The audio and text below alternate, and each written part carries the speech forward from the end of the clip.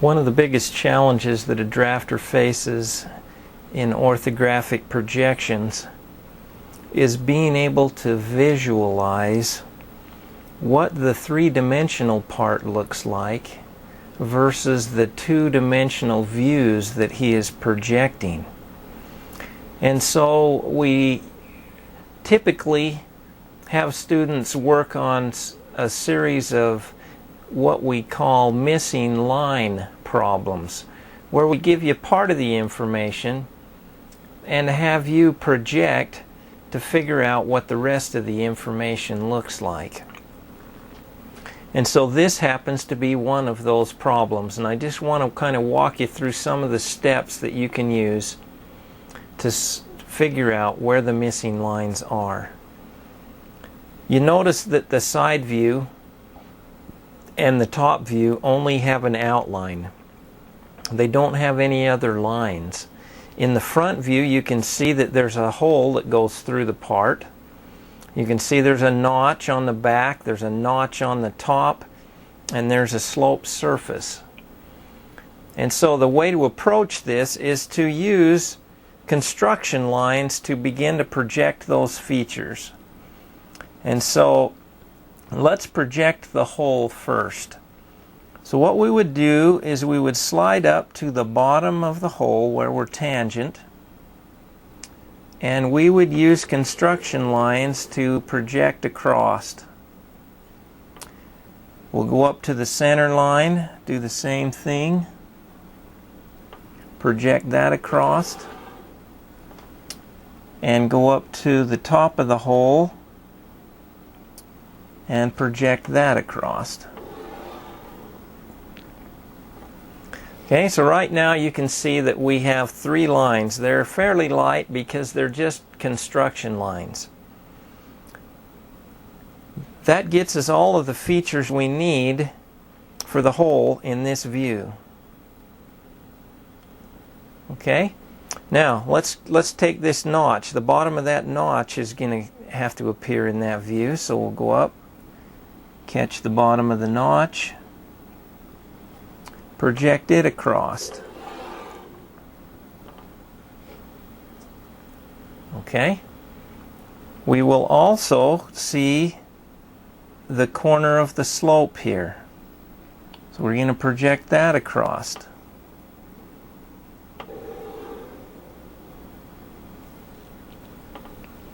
Okay, the next thing we run into is the bottom of the notch on top.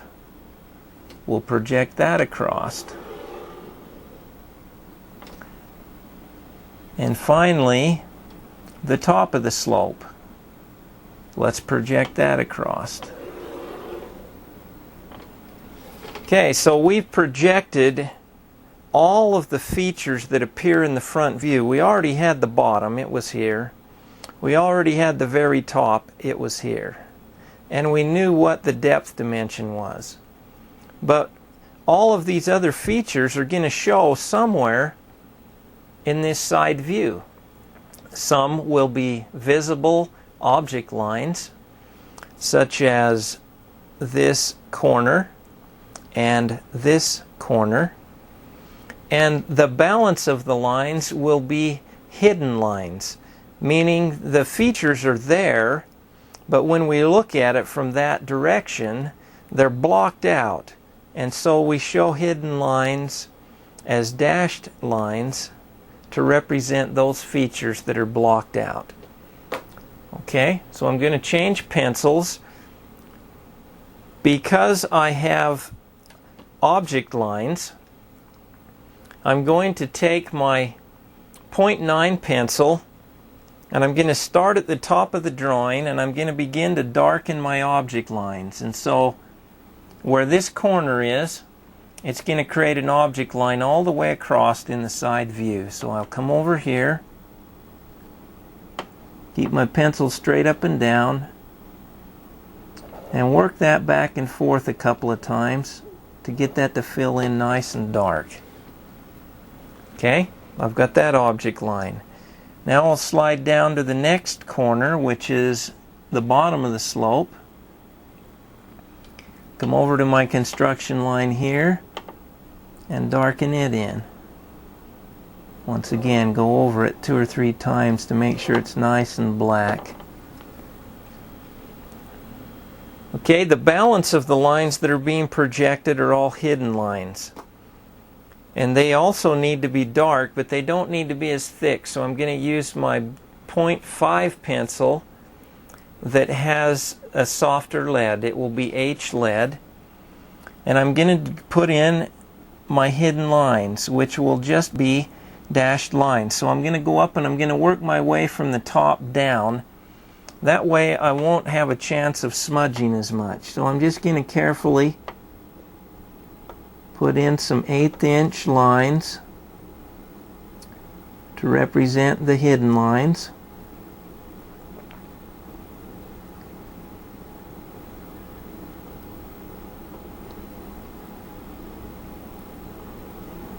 This takes a little bit of time to get them in there and get them even, try and get them the right size,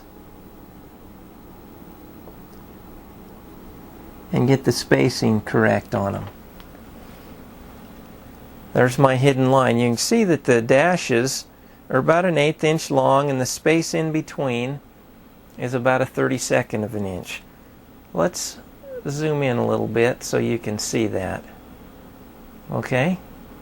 And so that's what a hidden line looks like. And we'll go ahead and darken in the balance of these hidden lines. Okay, through a little video magic, you'll notice that our hidden lines have been darkened, and you can see all of them. This hidden line represents the bottom of the hole. This hidden line represents the back of the notch. You notice we have the center line, different line type. That represents the center of the hole. This hidden line is the top of the hole. And finally the bottom of the notch. And so we've got the side view all built. We would continue the process now to project everything that we would need in the top view. So we'll go through the same process that we did before. We'll start over here on the left and we'll come across. When we run into a different surface, we've got the bottom of this notch. We'll project that up into our top view. We come to the edge of the next notch. We'll project that up into our top view. Get to the other side of the notch, we'll project that. We get to the hole, we'll project the edge of the hole. Get to the center line of the hole, we'll project that. And we missed this corner, so let's back up and pick up that corner.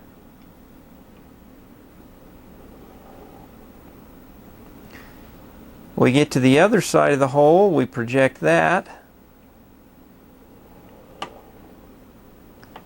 And finally we get to the end of the part and we already have that projected. And so just like we did in the side view, we would go ahead and add the appropriate line type to each of these lines that we have projected.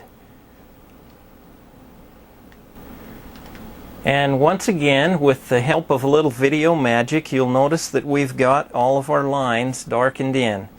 Hidden line for the notch, object line for the top of this notch, object line for the top of this notch, hidden line for the side of the hole, center line for the center of the hole,